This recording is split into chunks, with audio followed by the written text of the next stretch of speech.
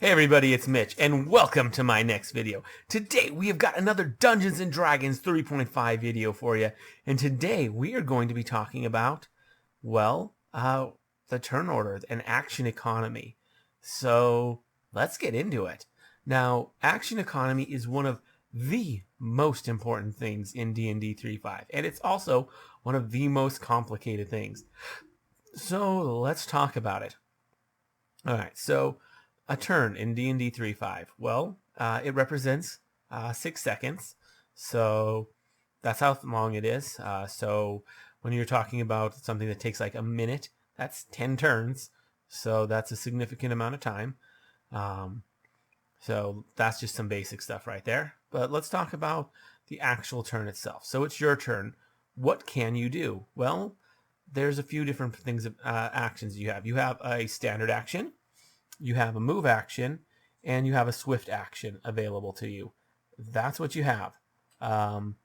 Now, a standard action plus a move action is considered a full round action. The swift action is separate. When the game was originally designed, they actually thought of a swift action like a free action, but it was just limited. That's all complicated though. So let's break down what these various things mean. So your move action, that'll be to move, your speed. Not an issue. There's various other things that you can do as a move action. It's a whole list of them. I'm looking here at page 8 of the rules compendium, and there's a whole bunch of stuff that you can do as a move action, from like sheath a weapon. There's a lot. Switch hands with an item, spur a mount, hide after sniping, load a hand crossbow, of course move, open a closed door, pick up an item. There's a lot of stuff that can be done with a move action. So move action is generally your basic one. More often than not, you will be using it to move, or you will be using it as part of your full attack. So for part of a full round action. So yeah, now let's look at standard actions. Now, standard actions, you can make a single melee attack, or you can cast most spells. Most spells are standard action. You can use a supernatural or spell-like ability. Those are all standard actions to do. So you can do all those different things as a standard action.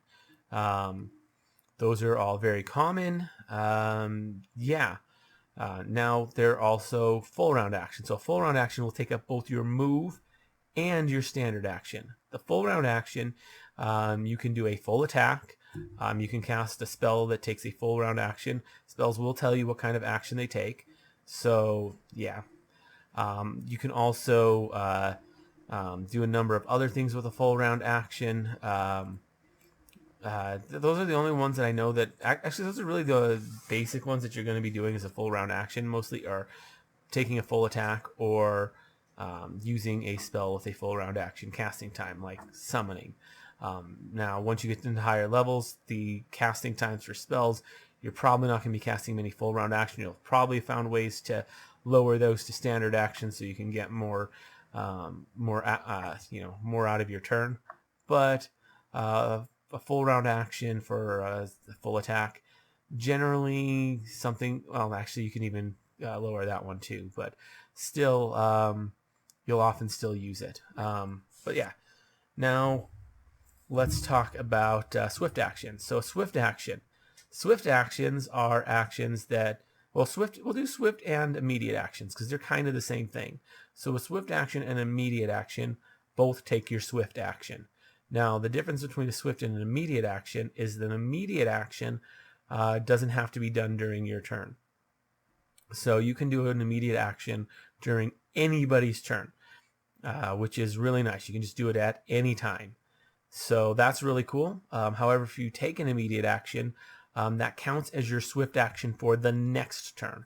So if you use an immediate action, then you will not be able to take a swift action during your next turn. Yeah, so your swift, basically, after you take an immediate action, it uses up your swift action and will not refresh until the end of your next turn. So yeah. Now a swift action you can also take during your turn. Some things like that or include like casting a quicken spell is a swift action. Um, that's not something that you'll see in like the player's handbook, but according to Rules Compendium, it is. That's because swift actions, like the swift action is not something that really they were thinking about a lot when they wrote the core rule books. It was something that they discovered while writing the expanded Psionics Handbook. I actually know that because it straight up says in the bottom of page 7 of the Rules Compendium, an actual quote from Bruce R. Cordell, one of the designers of the game. So, okay, that's cool. Yeah, so that's an interesting little factoid, and why it isn't mentioned in the player's handbook. So yes, casting a quicken action is a swift spell. Casting a quicken spell is a swift action. I can talk. Anyways, yeah, so there's also a number of other swift actions that can be done. A number of things will say that they're swift action, and swift actions are very important. If you really want to get the most out of your turn, you are going to want to have a swift action. You're going to want to have something to do with your swift action. You'll also want something to do with your standard action. So it's really important to try and find something for that. I definitely know some builds that aren't utilizing that. Yeah, so that's your swift and your immediate action. There's also what's called there's also a free action. So the free action is something that takes very, very little time, and you can sort of do it as many times as you want, and you can just kind of add it in. The thing about it is, though, is it does take some time, and most DMs are going to limit you to some reasonable amount, like things like dropping a weapon or quick draw. Now, technically, if you have the quick draw feat, you can pick up and drop a weapon an infinite number of times. But any DM who's halfway decent would limit that to something reasonable before they say it's not a free action anymore. And it's like, oh, now it takes a swift action. Or if you're going to do it that many times, this is now a move action. Or now it's a standard action. Yeah, so if you do it too many times, your DM can and should step in and say, no, you cannot do that as a free action. It now takes a longer action because you're doing it too many times. Like, they wouldn't say one of them takes a larger action. They just say, okay, no, if you're going to do it 100 times, that's a standard action. You know, something like that. Normally, you'd probably start with swift action. But yeah. So yeah, you can't draw a billion daggers from a bag of holding and drop them on the ground all in one turn with 0 time and still get your full turn. Like, no, that's even with the quick draw feat. No, most DMs would not allow that. Now there's another one called not an action. This is interesting. It's not even technically called not an action. It's just not an action. It's a non-action. Doesn't really have a proper name. These kinds of things are things that you can do as much as you want. There is no limit, and the DM can't exactly restrict you on this. Although these are things that, I mean, just practically there's no way to do very much. Like some things that count as that is fight defensively. Okay, that you take like some penalties and stuff, but yeah, you can just throw that on top of your attack. There's no way to fight defensively multiple times a turn. Like, doesn't make any sense. Guide him out with the knees. Yeah, you can do that. How are you going to guide him 5 times a turn? Like, I mean, it's all one. It's all one motion. Identify a spell with spellcraft. Yeah, you can do that as many times as you want. Of course, the DM can limit you, but of course, you're going to be limited by how many spells the DM had cast at you. So, like, if there were only 3 spells cast that turn, then you can only do it 3 times. It's really that simple. Make a concentration check. Yeah, you can do that, no problems. Stay in a saddle. Again, there's no reason to do that. Make a passive listen check or spot check. I mean, again, there's only so many things that you can be listening and looking for. There's no way to really abuse non-actions. that I'm aware of. It'd be very difficult at the very least, because I know so much gets abused in 3.5. It is a very exploitable game, although the fact that you have a DM to keep things in check is a big part of that. So those are non-actions. But anyways, so those are the various different types of actions in D&D 3.5. Now there's also things you can do, like you can use your move action as not your move action, you can use your standard action to move. So you can, if you want to do 2 move actions in a turn, you can do that instead of doing a standard action. You can definitely replace that. It doesn't specifically say, but most DMs, I'm sure, would allow you to use a move or a standard action to do a swift action. So if you wanted to do 3 swift actions in a turn and call that a turn, yeah, that'd probably work. Swift actions are much shorter, so you should be able to do 3 of those a turn. I've definitely allowed that in my games. My players have abused it a little bit.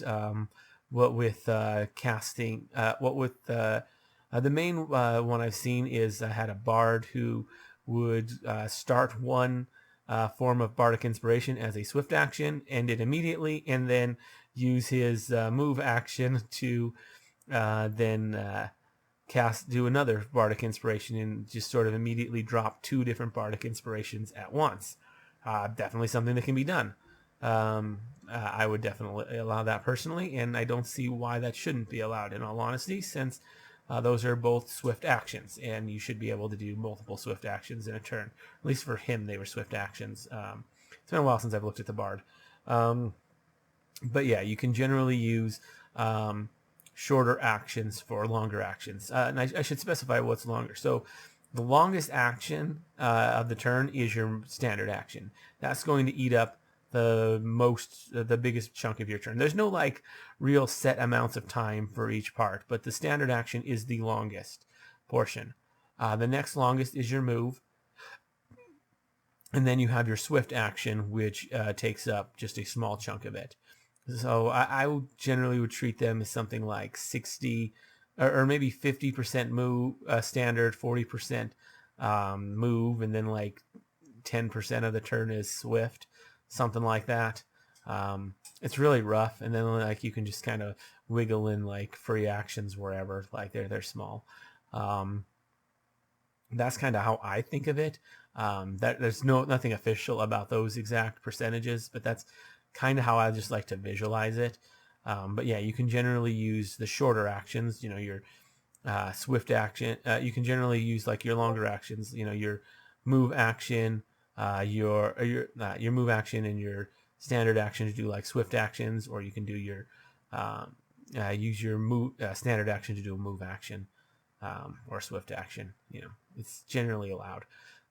It's actually explicitly allowed that you can use your standard action to do move actions. Yeah. So that's really all there is to it. A little bit complicated, I know, but kind of simple-ish and very important to know. This is one of the most important things to know if you're playing D&D 3.5. So anyways, let me know what you think of the video down in the comments below. If you have anything you want to add or anything, definitely love to hear from you. If you enjoyed the video, consider giving it a like. That really helps out a lot. Maybe subscribe to the channel for more videos just like this. Do tons of D&D 3.5 videos. Ring that notification bell so that you never miss out on a video. And as always, I'm Mitch, and I'll be seeing you